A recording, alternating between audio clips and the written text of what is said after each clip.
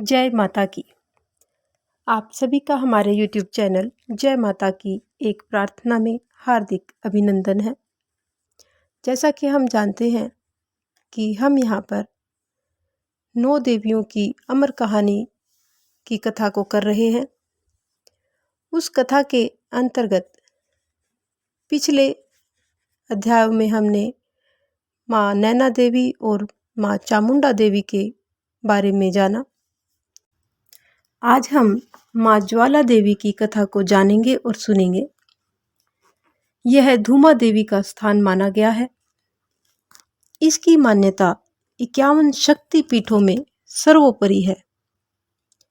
कहा जाता है कि यहाँ पर माँ भगवती सती की महाजिह्वा गिरी थी तथा भगवान शिव उन्मत्त भैरव रूप से स्थित है। इस तीर्थ में देवी के दर्शन ज्योति के रूप में किए जाते हैं। पर्वत की चट्टान से ज्योति बिना किसी ईंधन के अपने आप ही प्रज्वलित होती है। इसी कारण देवी को ज्वाला जी के नाम से पुकारा जाता है और यह स्थान ज्वालामुखी नाम से प्रसिद्ध हुआ। अब हम श्री ज्वाला जी मंदिर का इतिहास के बारे में जानेंगे।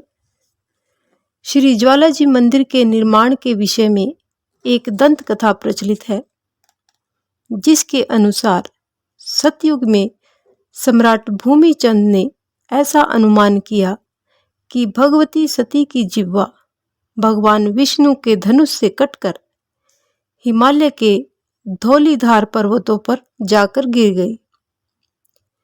काफी प्रयत्न करने पर भी उस स्थान को ढूंढने में वे सब असफल रहे।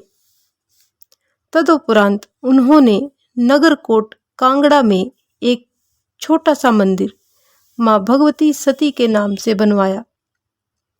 इसमें कुछ वर्षों के बाद किसी ग्वाले ने सम्राट भूमिचंद की सूचना दी कि उसने अमुक पर्वत पर ज्वाला को निकलते हुए देखा है, जो ज्योति के समान निरंतर जलती है।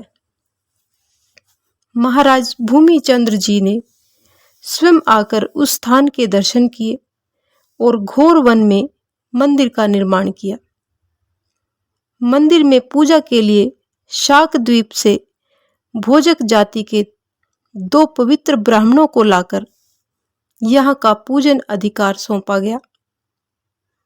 इनके नाम पर पंडित श्रीधर तथा पंडित कमलापति थे। उनके भोजक ब्राह्मणों के वंशज आज तक श्री ज्वाला देवी जी की पूजा करते आ रहे हैं।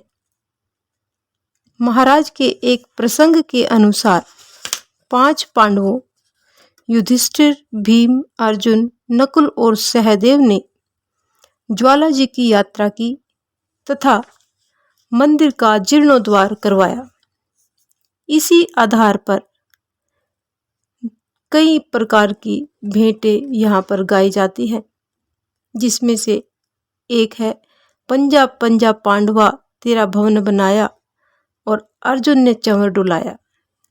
ये जो भेंट है माता की बहुत ही प्रसिद्ध है और ये पांडवों के आधार पर बनाई गई है। अब हम श्री ज्वाला जी में ज्योति के दर्शन किस प्रकार होते हैं ये जानेंगे। मुख्य ज्योति दर्शन श्री ज्वाला जी मंदिर में देवी के दर्शन 9 ज्योति के रूप में होते हैं। यह ज्योतियाँ कभी कम अधिक होती रहती है, यानी ये कभी ज़्यादा हो जाती हैं, कभी कम हो जाती है। भाव इस प्रकार माना जाता है, नव दुर्गा ही 14 भवनों की रचना करने वाली है, जिनके सेवक सत्व, रज और तम 3 गुण हैं। मंदिर के द्वार के सामने चांदी के एक आले में जो मुख्य ज्योति सुशोभित है, उनको महाकाली का रूप कहा जाता है। यह पूर्ण ब्रह्म ज्योति है तथा मुक्ति और भुक्ति देने वाली है। शेष ज्योतियों के पवित्र नाम हम आगे इस अपने कड़ी में करेंगे।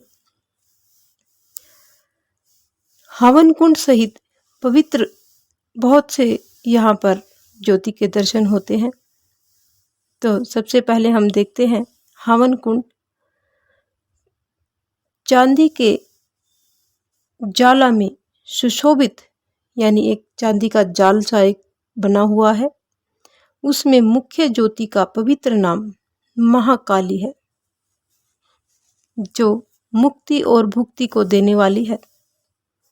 दूसरे नंबर पर है, इसके कुछ नीचे ही भंडार भरने वाली महामाया अन्नपूर्णा की ज्योति है। और तीसरी शत्रुओं का विनाश करने वाली चंडी माता की ज्योति है।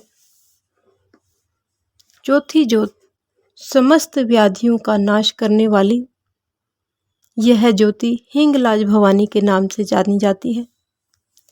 और पांचवी ज्योति पंचम ज्योति विंध्यावासिनी है, जो शोक से छुटकारा दिलाती है। छठवीं ज्योत धन धान्य देने वाली है, जो महालक्ष्मी जी की है। यह ज्योति कुंड में विराजमान है। और सातवीं ज्योति है विद्यादात्री माँ सरस्वती की, जो सरस्वती कुंड में सुशोभित है। आठवीं माँ संतान देने वाली अंबिका कुंड में दर्शन दे रही है। और नौवीं इसी कुंड में विराजमान परम पवित्र अंजना आयु व सुख प्रदान करती है। तो ये थे हवन कुंड में जितनी भी ज्योतियाँ, 9 ज्योतियाँ जो विराजमान हैं, उनके दर्शन। श्री ज्वालाजी माता के बहुत सारे दर्शनीय तीर्थ स्थल हैं, जिनकी व्याख्या करना एक ही अध्याय में बहुत ही मुश्किल काम है। इनकी व्याख्या हम अपने अगले अध्यायों में अलग अलग रूप में करेंगे।